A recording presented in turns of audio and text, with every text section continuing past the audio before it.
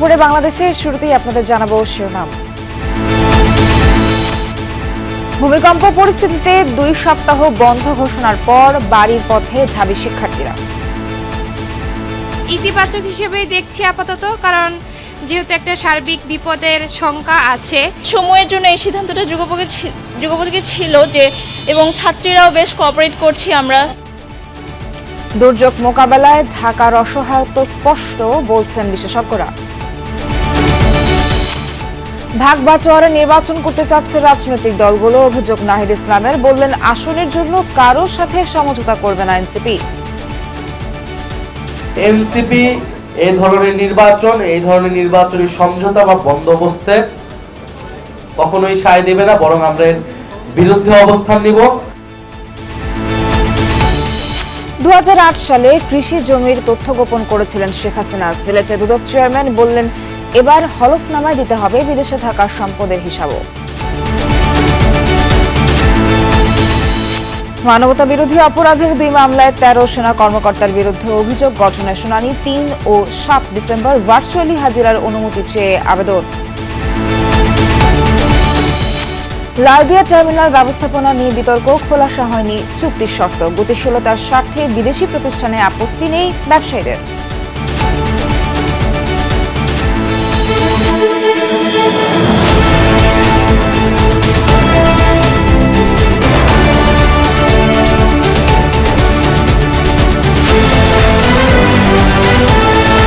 দর্শক, এতক্ষণ শিরোনাম দেখছিলেন। এছাড়াও দেশ বিদেশের আরো খবর নিয়ে দুপুরের বাংলাদেশে আপনাদের সঙ্গে আছি আমি নাবিলা সোহার।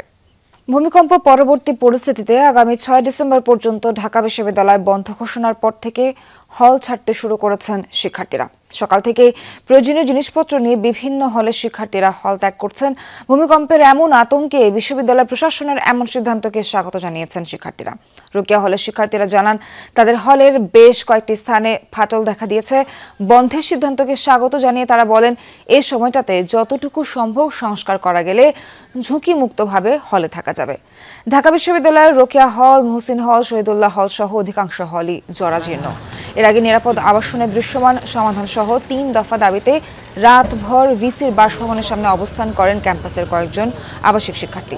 পরপর 2 দিনে ভূমিকম্পে আতঙ্ক ছড়িয়ে পড়েছে ক্যাম্পাস জুড়ে।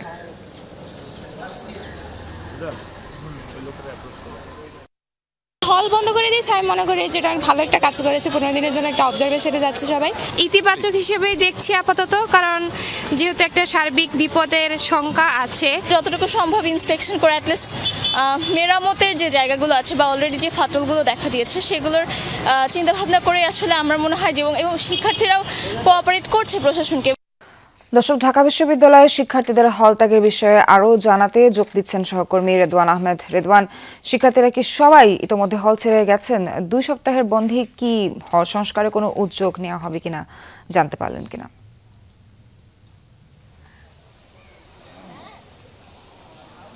সোহার, বেশিরভাগ শিক্ষার্থী কিন্তু এখনো হল ছেড়ে যায়নি। তবে যেহেতু বিকেল 5টা পর্যন্ত সময় বেঁধে দেওয়া আছে এবং আশা করা যাচ্ছে যে সবাই সেই সময়ের মধ্যে চলে যাবে। তবে হল ছেড়ে যাওয়ার বিষয়টি নিয়ে কিন্তু শিক্ষার্থীদের মধ্যে ইতিমধ্যে মিশ্র প্রতিক্রিয়া দেখা যাচ্ছে। কেননা অনেকেই বলছেন যে আসলে এই 14 দিনের যে স্বল্প সময়, সেই সময়ের মধ্যে আসলে কতটা মেরামত করা সম্ভব হবে এই হলগুলোর যে অবস্থা, তাতে আসলে তারা কয়েকজন আসলে জানিয়েছেন তাদের সন্তুষ্টির কথা যে সাময়িক সময়ের জন্য, যেহেতু আগামীতে বিশেষজ্ঞরা ধারণা করছেন যে বড় ধরনের দুর্ঘটনা হতে পারে, সেক্ষেত্রে এই হল বন্ধের যে সিদ্ধান্ত সেটিকে কিন্তু শিক্ষার্থীরা স্বাগত জানিয়েছেন। অন্যদিকে তারা বলছেন যে আসলে 14 দিনের কিংবা 15 দিনের যে স্বল্প সময়, সেই সময়ের মধ্যে আসলে খুব বেশি একটা মেরামত করা সম্ভব না। কেননা ভবনগুলো এতটাই জীর্ণশীর্ণ, সেখানে আসলে বড় মাপের ভূমিকম্প হলে, বড় মাত্রার ভূমিকম্প হলে কিন্তু সেগুলো আরও বড় ধরনের ক্ষতির সম্মুখীন হতে পারে। যার কারণে দীর্ঘমেয়াদী পরিকল্পনাও তারা প্রত্যাশা করছেন। পাশাপাশি প্রাথমিকভাবে এখন পর্যন্ত যে হল বন্ধের সিদ্ধান্ত, পরীক্ষা বন্ধের যে সিদ্ধান্ত, সেগুলোকে শিক্ষার্থীরা স্বাগত জানিয়ে আজকে বিকেলের মধ্যেই তারা চেষ্টা করছেন সবাই যার যার বাড়িতে যাওয়ার। এবং যেহেতু কাল রাতেই এই সিদ্ধান্তটি হয়েছে, কয়েকজন শিক্ষার্থী জানিয়েছেন তাদের অসুবিধার কথা যে এই মুহূর্তে আসলে হল ছেড়ে যাওয়াটা তাৎক্ষণিকভাবে কিন্তু তাদের জন্য দুষ্কর, যেহেতু ঢাকার বাইরে থেকে বেশিরভাগ শিক্ষার্থীরা এই হলগুলোতে অবস্থান করেন। তাছাড়া ইতিমধ্যেই আমরা দেখেছি যে বেশ কয়েকটি হল, মহসিন হল, বিজয় একাত্তর হল সহ বেশ কয়েকটি হল থেকে আমরা দেখেছি সকাল থেকে যে শিক্ষার্থীরা তাদের মালামাল নিয়ে কিন্তু বেরিয়ে যাচ্ছেন একে একে। বেশিরভাগ শিক্ষার্থীরা ইতিমধ্যেই হলগুলো ছেড়ে যেতে শুরু করেছেন এবং আশা করা যায় যে বিকেল 5টা নাগাদ কিন্তু সবগুলো হলেই হলগুলো থেকে শিক্ষার্থীরা চলে যাবেন এবং তারপরে কিন্তু তারা সেই যে মেরামতের কাজ বিশ্ববিদ্যালয় প্রশাসন যেটি বলেছেন সেটি হয়তো শুরু হবে, এমনটাই আশা করা যায়। রেদওয়ান, আপনাকে ধন্যবাদ। ঢাকায় ঘটে যাওয়া ভূমিকম্প চোখে আঙ্গুল দিয়ে দেখিয়ে দিয়েছে এই নগর ঠিক কতটা ঝুঁকির ওপর দাঁড়িয়ে আছে। যথাযথ নিয়ম না মেনে তৈরি ভবন, সংকীর্ণ রাস্তার দুর্বল অবকাঠামো সব মিলিয়ে বড় ধরনের ভূমিকম্প হলে পরিস্থিতি হয়ে উঠতে পারে ভয়াবহ। বিশেষজ্ঞরা বহুদিন ধরেই দিচ্ছেন এমন সতর্কবার্তা। দায়িত্বশীলদের আরও তৎপর হওয়ার আহ্বান জানিয়েছেন তারা। সহকর্মী নাহিদ হোসেনের তোলা ছবিতে বিস্তারিত জানাচ্ছেন তাজনুর ইসলাম। মাত্র কয়েক সেকেন্ড, কিন্তু সেই কয়েক সেকেন্ডই ঢাকাকে মনে করিয়ে দিয়েছে ভয়াবহ ভূমিকম্পে এই নগর কতটা অসহায়। যে ভূমিকম্প অনুভূত হয়েছে তার উৎপত্তিস্থল ছিল ঢাকার খুব কাছেই, ফলে মাত্র কয়েকটি ঝাঁকুনিতেই আতঙ্ক ছড়িয়ে পড়ে সারা শহরে। শুক্রবারের ধাক্কায় মেট্রো রেলের অন্তত 6টি স্টেশনে বিভিন্ন জায়গায় মিলেছে ফাটলের দেখা। একটু ভয় তো কাজ করে, আমার মনে হয় কাজগুলো এত ইয়ে হয় নাই, শক্তিশালী হয় নাই আর কি। এখানে বারবার ইন্সপেকশন করানো উচিত, আবার ওয়ার্ক করা উচিত। যারা দায়িত্বে আছে এরা এটা হলো মেনটেন্যান্স করার জন্য জোরদার করা হচ্ছে, দেখা হচ্ছে যে কোন জায়গায় প্রবলেম, এটাতে আমরা বুঝবো না যে কোন জায়গায় প্রবলেম আছে কিনা। আল্লাহ তুমি রক্ষা করো, আল্লাহ তুমি রক্ষা করো, এই করে কিছুক্ষণ পর আর কি একটু স্বস্তি রয়েছে। আতঙ্ক হয়ে গেছে সবাই, আমি তো দেখছি অনেকেই হই হল্লা করতেছে, আর নিজের কাছেও একটা আতঙ্ক বিরাজ হয়েছে। পুরান ঢাকাকে যেন দ্রুত এটাকে নতুন করে আবার এই ইয়েকে আমি ভেঙে বলবো না, জাস্ট এটাকে যেভাবে সংস্কার করে যেটাকে আবার রিডেভেলপমেন্ট করা যায়। বিশেষজ্ঞরা বলছেন বড় ধরনের ভূমিকম্প মোকাবেলার জন্য মোটেই প্রস্তুত নয় এই শহর। বড় কোনো বিপদ যদি ঘটেই যায় তবে পুরান ঢাকার মতো এলাকা পুরোপুরি ধসে যাবে, বলা যায় দাঁড়ানোর মতো রাস্তাও থাকবে না তখন। অন্যদিকে আহতদের চিকিৎসা দিতে ফুরিয়ে যাবে হাসপাতালের রসদ। বিপুল সংখ্যক মানুষ উদ্ধারে আধুনিক প্রযুক্তির ঘাটতি 2013 সালে রানা প্লাজা ধসেই প্রমাণিত হয়েছে। ঢাকার যে রাস্তাঘাটের যে অবস্থা, এই রাস্তাগুলো দিয়ে এখনই তো বড় গাড়ি যেতে পারে না, আর বিল্ডিংগুলো যখন কলাপস করবে, রাস্তার উপর পড়বে, তখন তো যাওয়ার কোনো সুযোগই থাকবে না, উদ্ধার করার কোনো সুযোগই থাকবে না। এগুলো ভেবে দেখতে হবে যে সেখানে রাস্তাঘাট সম্প্রসারণ করে অথবা যে ভবনগুলো ভার্নারেবল সেগুলোকে চিহ্নিত করে কোনো ব্যবস্থা নেওয়া যায় কিনা। নগর পরিকল্পনাবিদদের মতে ভূমিকম্প হওয়ার সময় আমরা কিছুই থামাতে পারি না, নিতে পারি কেবল প্রস্তুতি। আমাদের সমস্যা চিহ্নিত, এখন মনোযোগী হতে হবে আসল কাজে। এত বড় দুর্যোগের যদি রেডি থাকতে হয়, শুধুমাত্র ভবন না, ভবন, অবকাঠামো, পরিকল্পনা, এই তিনটার ক্ষেত্রে কিন্তু আমাদের সর্বোচ্চ গুরুত্ব, প্রাধিকার এবং এনফোর্সমেন্টের ক্ষেত্রে জিরো টলারেন্স এগুলো দরকার ছিল। কিন্তু রাষ্ট্রের পলিটিক্যাল ফোর্স এই ক্ষেত্রে নিশ্চুপ ছিল, এবং পলিটিক্যাল ফোর্সের সাথে আমাদের ব্যুরোক্রেটিক ফোর্স, যে নগর সংস্থাগুলো আছে, তারাও কিন্তু এই ক্ষেত্রে নির্বিকার ছিল, শুধু না তার দুর্নীতিগ্রস্ত ছিল। সব পর্যায়ে সচেতনতার ঘাটতি আরও ভাবনার কারণ। ঢাকা বিশ্ববিদ্যালয়ের মতো জায়গায় উপর থেকে লাফিয়ে পড়ার ঘটনায় প্রমাণ করে দুর্যোগকালীন সাড়াদানে রয়েছে পর্যাপ্ত বোঝাপড়ার ঘাটতি। তাজনুর ইসলাম, যমুনা নিউজ, ঢাকা। আসনের জন্য কারোর সাথে সমঝোতা করবে না এনসিপি। এককভাবে 300 আসনে প্রার্থী দিবে জাতীয় নাগরিক পার্টি, এমনটাই জানিয়েছেন দলের আহ্বায়ক নাহিদ ইসলাম। রাজধানীর শাহবাগে সাইদ কনভেনশন সেন্টার সংবাদ সম্মেলনে নাহিদ বলেন, দেশের রাজনৈতিক দলগুলো আসন্ন নির্বাচনকে ভাগ বাটোয়ারা নির্বাচনে পরিণত করতে যাচ্ছে। দলের সিনিয়র যুগ্ম সদস্য সচিব তাসনিম জারা বলেন, পারিবারিক রাজনীতির ধারা থেকে বেরিয়ে এসে নতুন ধারা শুরু করেছে এনসিপি। এখানে যে কেউ মনোনয়ন সংগ্রহ করতে পারে। এ সময় উত্তরাঞ্চলের মুখ্য সংগঠক সাজিদ আলম সারা দেশের সকল এনসিপি কর্মীকে মাঠ পর্যায়ে কাজ করার আহ্বান জানান। দলের মুখ্য সমন্বয়ক নাসিরউদ্দিন পাটোয়ারি অভিযোগ করেন, শাপলা কলি মার্কা পেলেও এখন পর্যন্ত ইলেকশন কমিশন থেকে প্রতীকের ডিজাইন দেওয়া হয়নি। জনগণ যে রাজনীতির অংশীদার, শুধু দল নয়, জনগণ যে নির্বাচনের অংশীদার, তারাও প্রার্থী হতে পারে যে কেউ, এই স্বপ্নটা সবাই দেখতে পারে। আমরা তারুণ্য এবং অভিজ্ঞতার সমাবেশ ঘটানোর চেষ্টা করব। একদিকে যেমন আমাদের তরুণ তুর্কিরা থাকবে এই প্রার্থী তালিকায়, যারা গণ অভ্যুত্থান থেকে শুরু করে পরবর্তী সময়ে জাতীয় নাগরিক পার্টি এবং বাংলাদেশকে বিভিন্ন আন্দোলনে নেতৃত্ব দিয়েছে। পাশাপাশি যারা বিভিন্ন এলাকায় সমাজসেবামূলক কাজ করেছে, জনগণের পাশে থেকেছে বা রাজনীতিতে যাদের স্বচ্ছ রাজনীতিতে অভিজ্ঞতা রয়েছে, দেশপ্রেম রয়েছে, সেই ধরনের মানুষকে আমরা এই তালিকায় স্থান দেওয়ার চেষ্টা করব। নির্বাচনের আগে আইনশৃঙ্খলা পরিস্থিতি খারাপ হওয়ার শঙ্কা নেই বলে জানিয়েছেন স্বরাষ্ট্র উপদেষ্টা জাহাঙ্গীর আলম চৌধুরী। বলেন, নির্বাচন এগিয়ে আসলে সভা সমাবেশ ও মিছিল বেড়ে যাবে। দুপুরে আইনশৃঙ্খলা সংক্রান্ত কোর কমিটির বৈঠক শেষে সচিবালয়ে এক ব্রিফিংয়ে সব কথা জানান তিনি। ভূমিকম্পের বিষয়ে সবাইকে সতর্ক থাকার আহ্বান জানান উপদেষ্টা। বলেন, ভবন নির্মাণে বিল্ডিং কোড না মানলে ভূমিকম্পের মতো দুর্যোগে ক্ষয়ক্ষতির সংখ্যা বেড়ে যাবে। জলাশয় ও খোলা মাঠ রক্ষায় রাজুককে আরও সজাগ থাকার আহ্বান জানান স্বরাষ্ট্র উপদেষ্টা। আমরা তো সব লাইসেন্স বাতিল করছি তা নাই, আর নির্বাচনে আগের জন্য কিন্তু যেই সব হাতিয়ারগুলো আমরা জমা দিতে বলছি, কিন্তু আমরা কোনো হাতিয়ারই তো দেই নাই। 2009 সালের থেকে ইয়ের পরে যেই সব হাতিয়ারের ইগুলি দেওয়া হয়েছিল, স্পেশালি যদি সরকারি কর্মচারী হয় শুধু তাদের ক্ষেত্রে শুধু কনসিডার করা হয়েছে। আগামী নির্বাচনে সারা দেশকে রেড, ইয়েলো ও গ্রিন এই 3 ভাগে ভাগ করে আইনশৃঙ্খলা পরিস্থিতি নিয়ন্ত্রণ করা হবে বলে জানিয়েছেন নির্বাচন কমিশনের সিনিয়র সচিব আক্তার আহমেদ। সকালে কমনওয়েলথের 6 সদস্যের প্রতিনিধি দল নির্বাচন ভবনে প্রধান নির্বাচন কমিশনারের সঙ্গে সাক্ষাৎ করেন। 1 ঘণ্টা আলোচনার পর সিনিয়র সচিব আক্তার আহমেদ জানান, গণভোটকে বাড়তি দায়িত্ব ও চ্যালেঞ্জ মনে করে কমনওয়েলথ।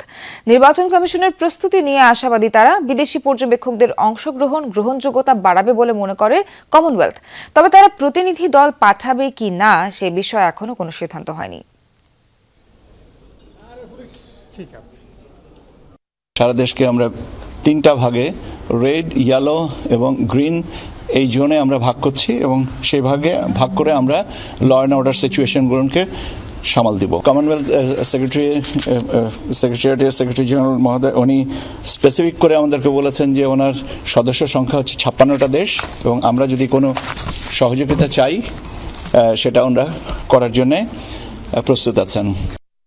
দেশের আইন শৃঙ্খলা রক্ষায় এবং সুষ্ঠু নির্বাচন আয়োজনে নির্বাচন কমিশনকে সেনাবাহিনী সর্বাত্মক সহযোগিতা করবে বলে জানিয়েছেন সেনাপ্রধান জেনারেল ওয়াকারুজ্জামান। সশস্ত্র বাহিনী দিবস উপলক্ষে ঢাকা সেনানিবাসে আর্মি মাল্টিপারপাস কমপ্লেক্সে আয়োজিত এক অনুষ্ঠানে সেনাপ্রধান এই কথা বলেন।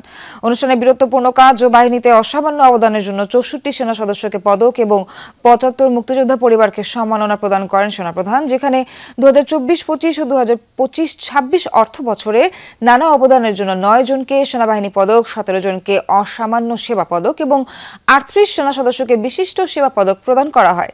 এ সময় সেনাপ্রধান বলেন, মুক্তিযোদ্ধাদের দেখানো পথ অনুযায়ী দেশের স্বার্থে দেশের মানুষের কল্যাণে কাজ করে যাবে সেনাবাহিনী।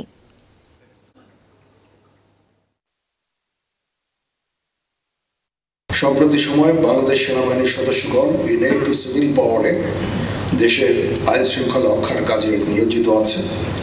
আমরা সামনে একটা নির্বাচনের দিকে যাচ্ছি, সেই নির্বাচনে আমরা যথাযথভাবে ইনশাআল্লাহ সরকারকে সর্বতভাবে সহযোগিতা করব, নির্বাচন কমিশনকে সহযোগিতা করব, যেন আমরা একটা সুন্দর একটা নির্বাচন পেতে পারি। নির্বাচনে হলফনামায় দেশি সম্পদের পাশাপাশি বিদেশি সম্পদের হিসাব বিবরণীও দিতে হবে বলে জানিয়েছেন দুদক চেয়ারম্যান ডক্টর আব্দুল মোমেন। সকালে দুদক সিলেট বিভাগীয় কার্যালয়ের ভিত্তিপ্রস্তর উদ্বোধন অনুষ্ঠানে সাংবাদিকদের প্রশ্নের জবাবে তিনি এই কথা বলেন। দুদক চেয়ারম্যান বলেন, দেশি সম্পদের পাশাপাশি বিদেশি সম্পদের হিসেব না দিলে তা অন্যায় হবে। পাশাপাশি যাদের অনুপার্জিত সম্পদ থাকবে তাদের বিরুদ্ধেও দুদক ব্যবস্থা নেবে বলে জানান তিনি। দুদকের নানা সীমাবদ্ধতার কথা তুলে ধরে সংস্থাটির চেয়ারম্যান আরও বলেন, 2008 সালে নির্বাচনী হলফনামায় শেখ হাসিনার কৃষি সম্পত্তির পরিমাণ দেখানো হয়েছিল 5.21 একর, তবে অনুসন্ধানে মেলে 29 একর। সে সময় দুদক সেটি তদন্ত করে বের করলেও ব্যবস্থা নিয়ে যায়নি। পরে কবি নজরুল অডিটোরিয়ামে গণশুনানিতে অংশ নেন দুদক চেয়ারম্যান। সাধারণ মানুষ বিভিন্ন হয়রানির অভিযোগ উপস্থাপন করেন, সেগুলোর বিষয়ে ব্যবস্থা নেওয়ার কথা জানান ডক্টর আব্দুল মোমেন। শুনানিতে জেলা প্রশাসক মোহাম্মদ সারওয়ার আলম সহ অনেকে উপস্থিত ছিলেন। 2008 সালে নির্বাচনে আমাদের সাবেক প্রধানমন্ত্রী যিনি দেশ ছেড়ে পালিয়ে গেছেন, তিনি যে সম্পদ বিবরণী দাখিল করেন তাতে কৃষি সম্পত্তির পরিমাণ তিনি সেখানে দেখিয়েছেন 5.21 একর। আর আমরা যখন অনুসন্ধান করতে যাই আমরা পেয়ে যাই 29 একর। সেই নমিনেশনটা বাতিল হয় নাই, বাতিল না হয়ে তিনি এমপি নির্বাচিত হন, প্রধানমন্ত্রী হন। আমাদের এখানে এমন সব ঘটনা ঘটে, এমন সব দুর্নীতি হয় যেটা আসলে ভাবা যায় না, যে একটা দেশের নেতৃবৃন্দ, আমলাতন্ত্র, সরকারি বেসরকারি লোকজন মিলে দেশের সমস্ত ব্যাংক ব্যবস্থাকে লুটপাট করে দিয়ে মানুষের মেহনতি মানুষের পরিশ্রমের অর্থকে দেশের বাইরে পাচার করে দিয়ে আসে। এর চেয়ে দুর্ভাগ্যবান জাতি কোথাও আছে বলে আমার জানা নেই। আওয়ামী লীগের শাসনামলে গুম ও নির্যাতনের পৃথক 2 মামলায় সেনা কর্মকর্তাদের বিরুদ্ধে অভিযোগ গঠনের শুনানি 3 ও 7 ডিসেম্বর নির্ধারণ করেছেন আন্তর্জাতিক অপরাধ ট্রাইব্যুনাল 1। রোববার বিচারপতি গোলাম মুর্তজা মজুমদারের নেতৃত্বাধীন 2 সদস্যের বিচারিক প্যানেলে এই আদেশ দেন। এর আগে সকালে গুমের অভিযোগে অভিযুক্ত 13 সেনা কর্মকর্তাকে হাজির করা হয় ট্রাইব্যুনালে। পরবর্তী শুনানি থেকে সেনা কর্মকর্তারা ভার্চুয়ালি হাজিরা দেওয়ার আবেদন জানালে ট্রাইব্যুনাল বিষয়ে পরে আদেশ দেবেন বলে জানান। এদিন শেখ হাসিনার মামলার রায় ঘিরে সামাজিক যোগাযোগ মাধ্যম ও গণমাধ্যমে প্রচারিত ট্রাইব্যুনালের বিচারকদের ছবি ও আদালত অবমাননাকর মন্তব্য অপসারণ করতে বিটিআরসি ও তথ্য সচিবকে নির্দেশ দিয়েছেন ট্রাইব্যুনাল। রবিবার ট্রাইব্যুনাল স্বপ্রণোদিত হয়ে এই আদেশ দেন। এদিকে গুমের মামলায় শেখ হাসিনার পক্ষে স্টেট ডিফেন্স নিয়োগ পেলেন আইনজীবী ZI খান পান্না। ভার্চুয়ালে যেটা আবেদন দিছি ওইটার জন্য তাজুল ইসলাম সাহেব যিনি আছেন উনি সময় চাইছেন একটা, যে for fixing a date for hearing রাষ্ট্রপক্ষ, যে কারণে আমরা বলছি আমরা এক বলছিলাম 3 এবং 7 ওই তারিখে এটাও শুনে নেবে এবং চার্জের জন্য থাকবে। অসম্ভব শক্তিশালী এভিডেন্স আমাদের কাছে আছে। এরকম একটা দুর্ধর্ষ খুনি বা দুর্ধর্ষ যে আসামি যার বিরুদ্ধে এত খুনের অভিযোগ আছে, গুমের অভিযোগ আছে, তার ব্যাপারটা তদন্ত সংস্থাকে তার মতো করেই ডিল করতে দিতে হবে। আইন অনুযায়ী তাকে জিজ্ঞাসাবাদ করা, তথ্য উদ্ঘাটনের জন্য যা প্রয়োজন তদন্ত সংস্থায় এগুলো করতে দিতে হবে। কারণ বাংলাদেশের সবচাইতে আমি বলবো যে ব্যক্তি হিসাবে, একক ব্যক্তি হিসাবে সবচাইতে বেশি সংখ্যক অপরাধের সাথে তার সম্পৃক্ততা পাওয়া গিয়েছে। চট্টগ্রাম বন্দরের লালদিয়া টার্মিনাল এবং পানগাঁও আইসিটি পরিচালনা ব্যবস্থাপনা নিয়ে তৈরি হয়েছে বিতর্ক। বিদেশি প্রতিষ্ঠানের সঙ্গে চুক্তি করা নিয়েই আপত্তি সামনে এসেছে কয়েকটি প্রশ্ন। বিদেশি প্রতিষ্ঠানের সঙ্গে চুক্তির শর্ত কেন প্রকাশ করা হচ্ছে না? কেন প্রতিযোগিতার ভিত্তিতে দেয়া হয়নি কাজ? ব্যবসায়ীরা বলছেন বন্দরে বেশি দুর্ভোগ সৃষ্টি করে রাজস্ব সংক্রান্ত জটিলতা। অবস্থার উন্নতি করাই চ্যালেঞ্জ। কন্টেইনার পরিবহনের বৈশ্বিক তালিকা করে লন্ডনের শিপিং ভিত্তিক পত্রিকা লয়েডস লিস্ট গেল আগস্টে 100 পোর্টস শিরোনামের ওই রিপোর্টে চট্টগ্রাম বন্দরের অবস্থান 68। অবস্থার উন্নতি তো হয়নি, বরং আগের বছরের চেয়ে সূচকে পিছিয়েছে এক ধাপ। বন্দর ব্যবস্থাপনায় নানামুখী সংকট তীব্র, সক্ষমতা বৃদ্ধির নানান কথা বলা হলেও সুফল সামান্য। এমন অবস্থায় বন্দর ব্যবস্থাপনায় বিদেশি প্রতিষ্ঠানেই আস্থা পেয়েছে অন্তর্বর্তী সরকার। তাই দ্রুততায় 33 বছরের জন্য চট্টগ্রাম বন্দরের লালদিয়া টার্মিনাল নির্মাণ ও ব্যবস্থাপনার দায়িত্ব ডেনমার্ক ভিত্তিক প্রতিষ্ঠান APM টার্মিনালসকে দিয়েছে সরকার। বিনিয়োগ হবে প্রায় 7,000 কোটি টাকা, সক্ষমতা বাড়বে 40%।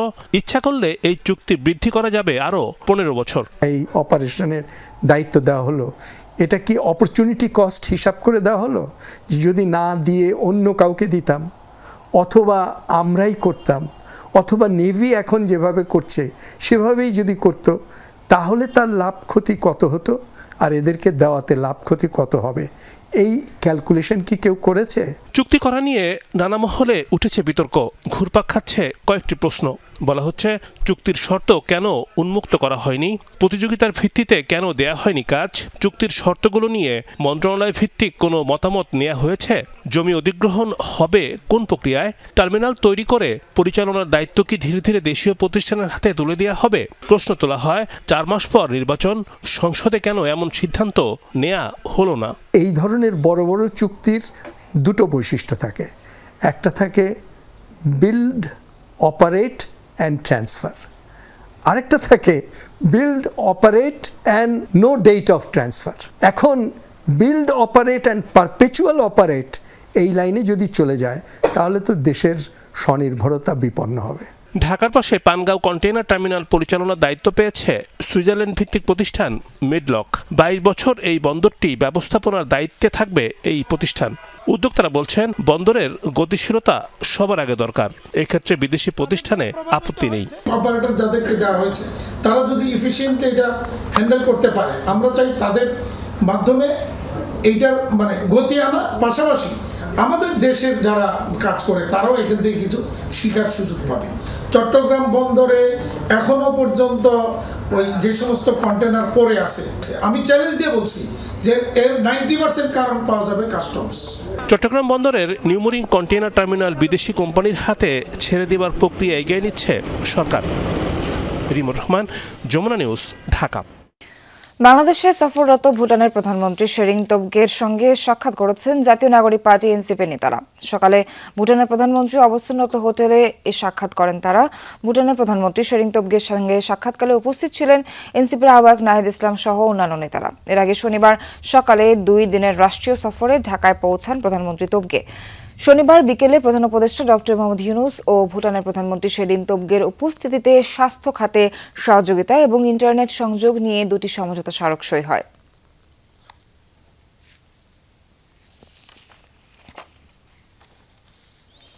সিরাজগঞ্জের উল্লাপাড়া মোমেনা আলী বিজ্ঞান স্কুল থেকে গত 13 বছরে 23 কোটি টাকা লুটের অভিযোগ উঠেছে সাবেক 2 প্রধান শিক্ষকের বিরুদ্ধে। স্কুলের হিসাব অনুযায়ী 2011 সাল থেকে 2024 জুন পর্যন্ত 22 কোটি 83 লাখ 45 হাজার টাকা স্কুল অ্যাকাউন্টে উদ্ধৃত থাকার কথা। তবে এখন স্কুলের সকল অ্যাকাউন্টই শূন্য। অভিযুক্তরা দিয়েছেন নানা অজুহাত। সব অভিযোগ খতিয়ে দেখে ব্যবস্থা নেওয়ার আশ্বাস প্রশাসনের। সিরাজগঞ্জের উল্লাপাড়া মোমেনা আলী বিজ্ঞান স্কুল 2002 সালে প্রতিষ্ঠিত বিদ্যালয়টির প্রথম 1 দশক নিয়মমাফিক চললেও এরপর থেকে মুদ্রার উল্টো পিঠে চলে হরির লুট। 2011 সালে প্রতিষ্ঠাকালীন প্রধান শিক্ষকের অবসরের পর নিয়মের বাইরে গিয়ে প্রধান শিক্ষক হন নন এমপিওভুক্ত সহকারী শিক্ষক আব্দুল মজিদ। বর্তমান শিক্ষকদের অভিযোগ, আওয়ামী লীগ সরকারের পৃষ্ঠপোষকতায় এই পদ পান তিনি। যোগ দেওয়ার পর স্কুলের নিয়মেও পরিবর্তন আনা হয়। ভর্তি ফি 400 থেকে 1000 টাকা নেওয়ার কথা থাকলেও নেওয়া হয় 6 থেকে 10,000 টাকা। এছাড়া 75 থেকে 325 টাকা পর্যন্ত বেতন নেওয়ার বিধান থাকলেও নেওয়া হয় 3 গুণ। 2016 সালে আব্দুল মজিদকে অব্যাহতি দেওয়ার পর রফিকুল ইসলামকে দায়িত্ব দেওয়া হলেও চলতে থাকে এই চক্র। দুজন হেডমাস্টারের কারণে, তাদের টানাটানির কারণে, তাদের দুর্নীতির কারণে এই প্রতিষ্ঠানটা পিছিয়ে গেছে। আব্দুল মজিদ যে হেডমাস্টার ছিলেন, উনি এককালীন এসে তিনি 73 লাখ টাকা তিনি 3 দফায় তিনি 73 লাখ টাকা উত্তোলন করেছেন। যে পরিমাণে এই প্রতিষ্ঠানটির আয় আমরা করে থাকি তা দিয়ে এমন কয়েকটি প্রতিষ্ঠান করা সম্ভব। স্কুলের হিসাব শাখার হিসেব অনুযায়ী 2011 সাল থেকে 2024 জুন পর্যন্ত সকল খরচ বাদে 22 কোটি 83 লাখ 45 হাজার টাকা স্কুল অ্যাকাউন্টে উদ্ধৃত থাকার কথা। তবে এখন স্কুলের সকল অ্যাকাউন্টই শূন্য। এই টাকার হদিস জানেন না বর্তমানে কর্মরত কেউই। প্রতি মাসে প্রায় আমাদের 24 লাখ 25 লাখ টাকার মতো আয় হচ্ছে। প্রায় 10 লাখ টাকার মতো আমাদের উদ্বৃত্ত থাকতো। যারা ছিলেন পরিচালনা পর্ষদে সাবেক প্রধান শিক্ষক সহ, ওটা ব্যাংকের মাধ্যমে তারা কিভাবে লুটপাট করে নিয়ে গেছে সেটা আমাদের অফিসে কোনো ডকুমেন্টস নাই। এ বিষয়ে প্রশ্ন করা হলে অভিযুক্ত 2 শিক্ষকই দেন নানান অজুহাত। বলেন এর সাথে জড়িত ছিলেন আরো অনেকে। 11 কোটি টাকা জেলে আছে রকিব সাহেব। এই টিচারদের মধ্যে 2 জন জড়িত, যার জন্য এটা তদন্ত করতে গিয়ে তো তাদের মধ্যে অস্থিরতা বিরাজ করছে। তার টাকাটা নিয়ে আর উজ্জ্বল নিয়ে গেছে, মিটুর হাত থেকে উজ্জ্বল নিছে। উজ্জ্বল 2 লাখ করে, হ্যাঁ 50,000 উজ্জ্বল নিছে আর এরাও তাই নিছে। সন্টু, খালি এদের কথা বলেন কেন? 2 লাখ করে না, সন্টুর সময় 1 লাখ করে নিছে আর 50,000 সন্টু নিছে, 1 লাখ নিছে এরা এমপি নিছে। অভিযোগ পেয়ে রফিকুলের বিরুদ্ধে মামলা করা হয়েছে বলে জানান স্কুলের বর্তমান সভাপতি। তাকে গ্রেফতারও করা হয়েছে। তবে বাকিরা এখনো ধরাছোঁয়ার বাইরে। টাকার অঙ্কের বিষয়টি খতিয়ে দেখে ব্যবস্থা নেওয়া হবে বলে জানান সংশ্লিষ্টরা। যে বিষয়গুলো হয়েছে আপনি যদি বলেন, সেখানে নিশ্চয়ই কর্তৃপক্ষ রয়েছে, যেমন দুদক রয়েছে, বন অধিদপ্তর রয়েছে, তারা যদি ব্যবস্থা গ্রহণ করতে বলে আমি আমার পক্ষ থেকে, আমার প্রতিষ্ঠানের পক্ষ থেকে আমি সার্বিক সহযোগিতা করব। আসলে উল্লাপাড়াতে বিজ্ঞান স্কুলটা অনেক সুনামধন্য একটা প্রতিষ্ঠান, এটা সকলেই জানে। তো যেহেতু এরকম একটা অভিযোগ আপনি বলছেন, আমার কাছে অভিযোগ আসলে আমি প্রয়োজনীয় ব্যবস্থা গ্রহণ করব। বর্তমানে উল্লাপাড়া মোমেনা আলী বিজ্ঞান স্কুলে 1971 জন শিক্ষার্থী রয়েছে। জারিন অর্নি, যমুনা নিউজ। সিগারেটের বাড়তি মূল্য দিতে অস্বীকার করায় ক্রেতাকে মারধরের জেরে গাজীপুরে বাণিজ্য কুটির শিল্প মেলায় হামলা ভাঙচুর করেছে স্থানীয়রা। শনিবার রাত 11:30টার দিকে মহানগরের শিমুলতলিতে আর্মি ফার্মা মাঠে আয়োজিত মেলায় ঘটনা ঘটে। প্রত্যক্ষদর্শীরা জানায়, মেলায় প্রতি পিস সিগারেটের বিক্রয় মূল্য নির্ধারিত দামের চেয়ে বেশি নেওয়া হচ্ছিল। এক ক্রেতা বাড়তি মূল্য দিতে অস্বীকার করায় দোকানদারের সাথে বাকবিতণ্ডা হয়। এক পর্যায়ে ওই ক্রেতাকে মারধর করে দোকানদার। এ সময় আশপাশের লোকজন সংঘবদ্ধ হয়ে মেলায় হামলা চালায়। দোকানপাট, লটারির প্যান্ডেল, মেলার অফিস সহ সব স্থাপনায় ভাঙচুর চালায়। এতে মেলার দর্শনার্থীদের মাঝে আতঙ্ক ছড়িয়ে পড়লে হুড়োহুড়ি করে বের হওয়ার সময় আহত হন অন্তত ২০ জন।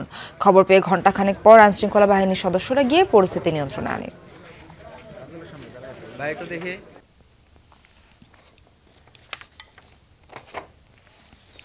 বাংলাদেশ সরকারি কর্ম কমিশনের নির্ধারিত ৪৭তম বিসিএস এর লিখিত পরীক্ষার সময়সূচি অবাস্তব ও বৈষম্যমূলক দাবি করে রেললাইন অবরোধ করেছে বাংলাদেশ কৃষি বিশ্ববিদ্যালয়ের পরীক্ষার্থীরা। বেলা 11:30টার দিকে দিওয়ানগঞ্জগামী তিস্তা এক্সপ্রেস অবরোধ করে আন্দোলনকারীরা রেলপথে বিক্ষোভ করে। এতে ঢাকা ময়মনসিংহ রুটে রেল যোগাযোগ বন্ধ হয়ে যায়। আন্দোলনকারীদের দাবি, পূর্বের বিসিএস পরীক্ষাগুলোতে লিখিতের জন্য 6 মাস থেকে 1 বছর সময় দেওয়া হতো, তবে এবার নতুন ব্যাচের জন্য মাত্র 2 মাস সময় রাখা হয়েছে। যথাযথ প্রস্তুতির জন্য পর্যাপ্ত সময় চাইতেই এই আন্দোলন।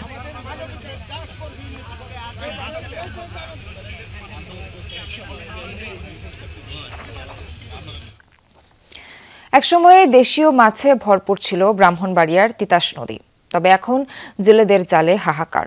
দখল, দূষণ আর নিষিদ্ধ জালের ব্যবহারে হারিয়ে যেতে বসেছে অসংখ্য প্রজাতির মাছ। প্রতিবেশী দেশ থেকেও বয়ে আসছে দূষিত পানি। নদীর উপর নির্ভরশীল মানুষগুলোর দুর্দশা দেখার যেন কেউই নেই। কুলজোড়া জল, বুক ভরা ঢেউ, প্রাণ ভরা উচ্ছ্বাস, স্বপ্নের ছন্দে বহমান এক নদী।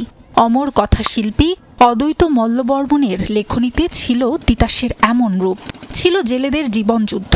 তবে তিতাসের সেই ভরা যৌবন এখন অতীত। মালোপাড়ার জেলেরাও স্বস্তিতে নেই। দেশের দক্ষিণ পূর্বাংশে বহমান তিতাসের উৎপত্তি মেঘনা নদী থেকে।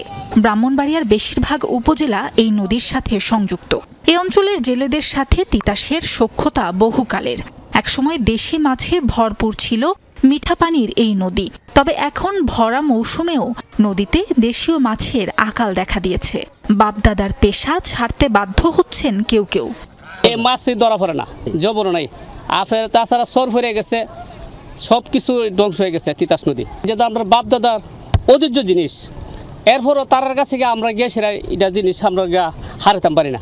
আগে আপনার সব জাতের মাছ আছে নদীর পানিতে, তো আর কদিন পর আমরা গোসলই করুন যেত না। এই যে ময়লা পানিটা যাই আর পলিটিং নিয়ে গেলে যাই, কুলে কাটছাই। ভারতের ত্রিপুরা রাজ্যের আগরতলা থেকে ব্রাহ্মণবাড়িয়ার আখাউড়ার কালন্দি খাল দিয়ে তিতাস নদীতে মিশে যাচ্ছে আবর্জনাযুক্ত কালো পানি। দখল, দূষণ, কলকারখানা আর বাসাবাড়ির বর্জ্যও গিয়ে পড়ছে নদীতে। দূষিত পানিতে মারা যাচ্ছে রেণুপোনা। তার উপর নিষিদ্ধ জাল আর ইলেকট্রিক শক দিয়ে মাছ ধরছে কিছু অসাধু জেলে। আমার বয়স যখন 16 ছিল, তখন তো মাছ প্রচুর মাছ ছিল, যে মধ্যে আমরা জাল পাইছি এর মধ্যে মাছ পাইছি। সন্ধ্যাবেলা যাই, আমরা রাতে সকালবেলা আইলে ওই মনে হয় 600-700 টাকা 2700 টাকা 1000 একটা পাওয়া যায়। বিভিন্ন জাতের মাছ, গুড়াগাড়া মাছ পাইতাম। ওখানে এইগুলি মাছ আপনার ওই শর্ট বাড়িয়া, তারপরে লিং জাল বাড়িয়া এইগুলি মাছ আর মারুন যায় না। তিতাসে ভেসে বেড়ানো প্রায় 60 প্রজাতির মাছ এখন বিলুপ্তির পথে। জেলা মৎস্য কর্মকর্তা জানান, অবৈধ জাল ব্যবহার বন্ধে প্রশাসনের অভিযান অব্যাহত।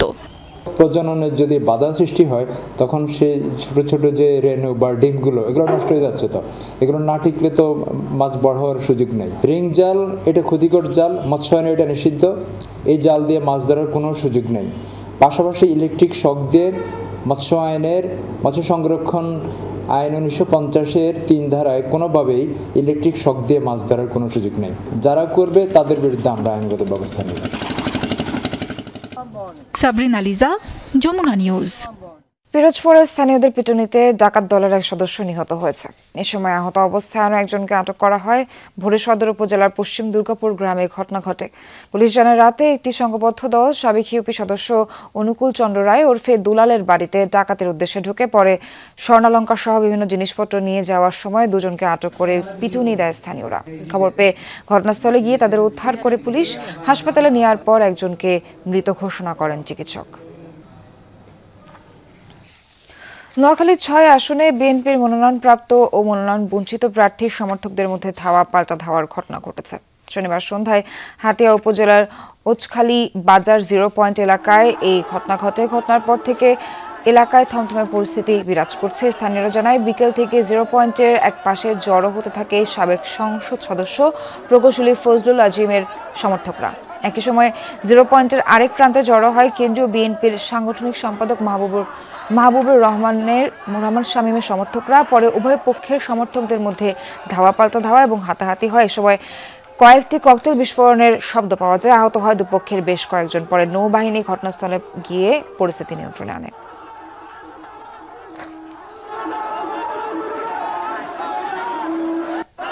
এবার ভেনেজুয়েলাকে ঘিরে নতুন অভিযান শুরু করতে যাচ্ছে যুক্তরাষ্ট্র। একাধিক মার্কিন কর্মকর্তার বরাতে এ তথ্য প্রকাশ করেছে বার্তা সংস্থা রয়টার্স। জানিয়েছে গোপন সামরিক কর্মকাণ্ডের মাধ্যমে নতুন অভিযান শুরু হতে পারে ভেনেজুয়েলার প্রেসিডেন্টের বিরুদ্ধে।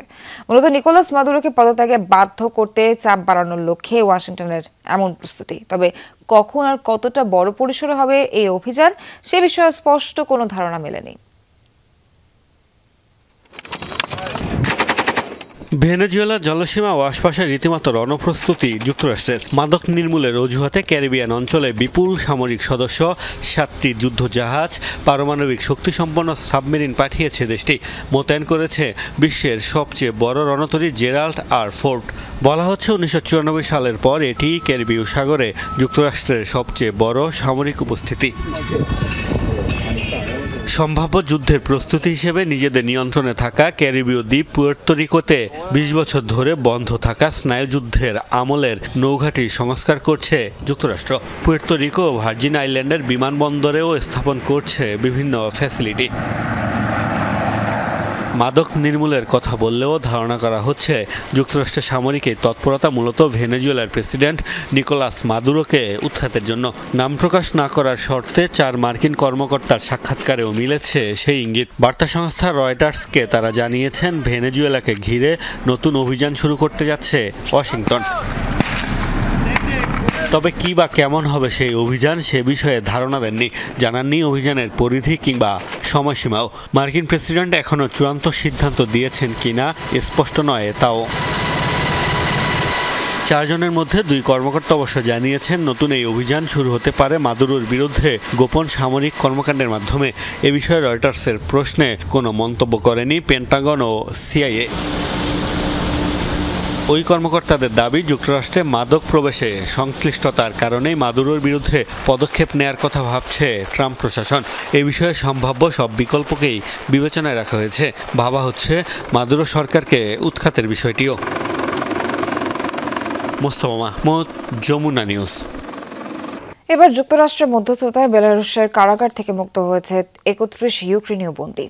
মার্কিন প্রেসিডেন্ট ডোনাল্ড ট্রাম্প ও বেলারুশের প্রেসিডেন্ট আলেকজান্ডার লুকাশেঙ্কোর মধ্যে হওয়া চুক্তির আওতায় ছাড়া পেয়েছেন তারা। শনিবার ছাড়া পেয়ে নিজ পরিবারের কাছে ফিরেছে বন্দীরা। বেলারুশের ভূখণ্ডে অপরাধমূলক কর্মকাণ্ডের অভিযোগে আটক করা হয়েছিল ওই 31 জনকে। 2024 সালের মাঝামাঝি থেকে কয়েকশো বন্দী প্রেসিডেন্টের সাধারণ ক্ষমার আওতায় মুক্তি পেয়েছে। আরও ইউক্রেনীয় বন্দীদের মুক্তির জন্য আলোচনায় চলতি মাসে বেলারুশে বিশেষ প্রতিনিধি পাঠিয়েছে যুক্তরাষ্ট্র। রাশিয়ার প্রেসিডেন্ট ভ্লাদিমির পুতিনের ঘনিষ্ঠ মিত্র হিসেবে পরিচিত লুকাশেঙ্কো সম্প্রতি পশ্চিমাদের সাথে সম্পর্ক উন্নয়নে গুরুত্ব দিচ্ছেন।